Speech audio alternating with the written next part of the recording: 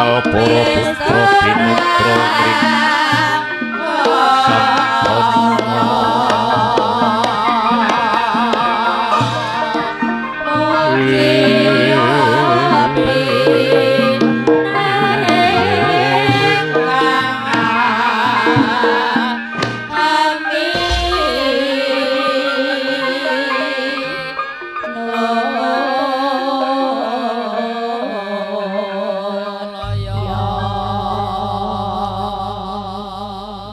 salukane wong Hawaii yang pinarung pratangga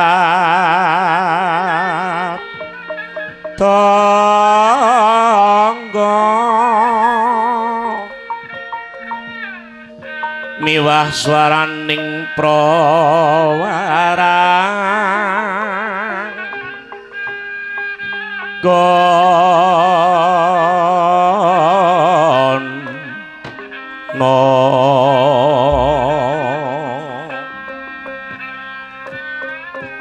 kahendra isining bawana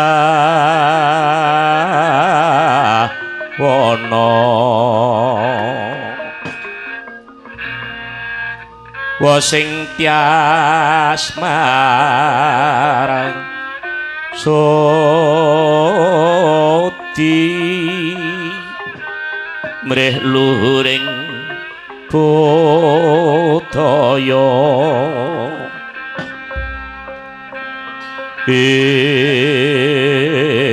ingrat murih kuncaraning prata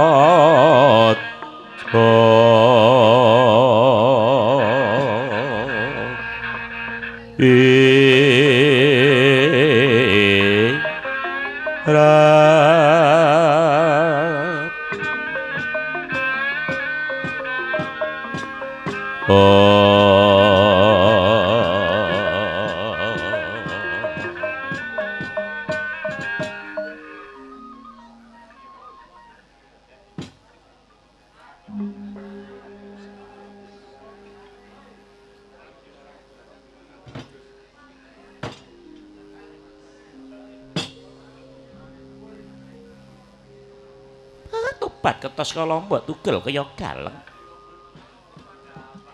rajang-rajang kaya kentang iris-iris kaya gubis alon dhisik kula wayahipun Engyang Ngger kabeh sagung ing pandherek kala baju barat apa tin ingkang ana ing ngarasaning punibu ana ing pijuan pawiyan ketayu bakung banbin pinutarata ana ing selodang kak ana ing pasetran gondong mayit Ngger kala gumarang matura ning ngersaning Engyangmu mengkono kula mulontani mares mungging hata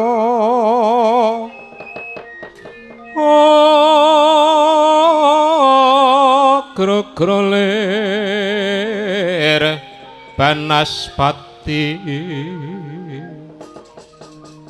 gra-gra lir mangsa jalma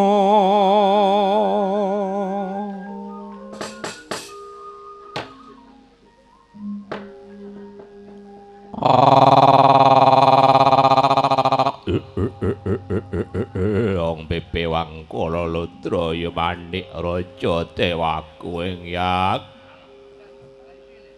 sadereng prumenepah panembrama paduka Kanjeng Engyang ingkang putra ayahku marang ngaturaken sungkem Engyang Probat ketos kaya lombok tugel kaya galeng putuku Ngger wayahipun ibu ya Ngger wayahipun Engyang Gumarang ya nak wis tak tampa sembah sungkem kita ora liwat puja pangestuning Engyangmu Betari Durga Tampanana. Ladar sampun katedha kalingga murda ndadosaken cimat kula engyang.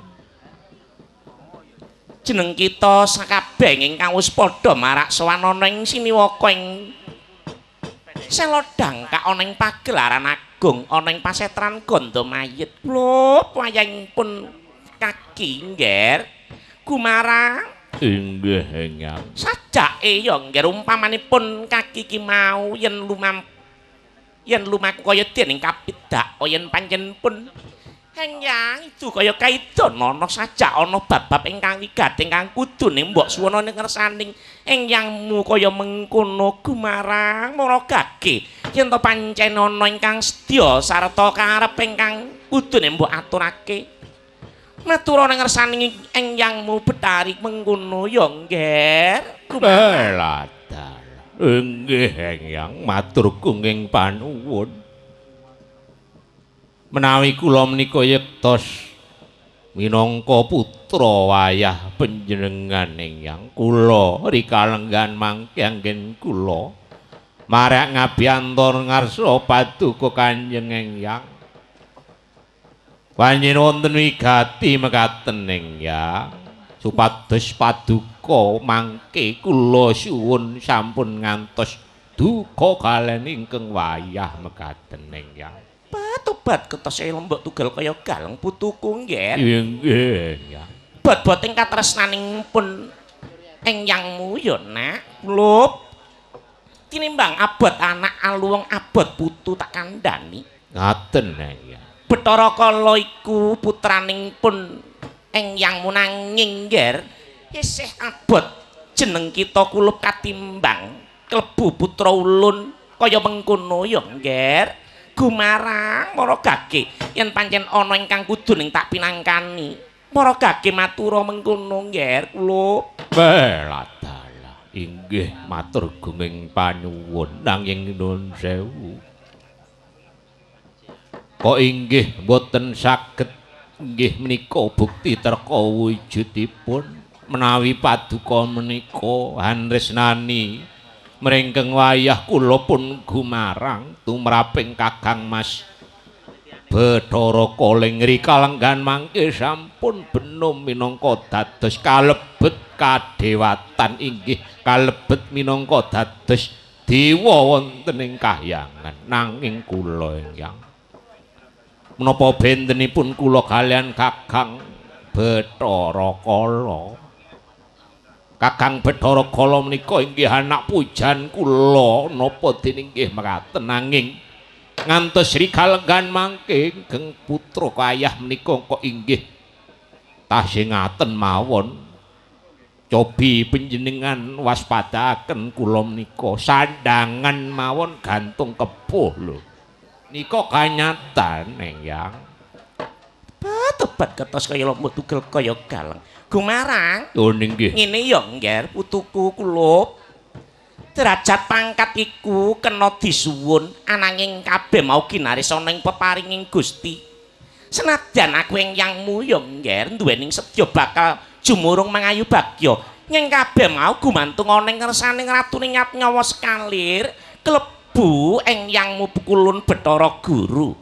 Tur temane ya ngger wong kepingin mulya ngono kudu rekoso dhisik. Lah sliramu ora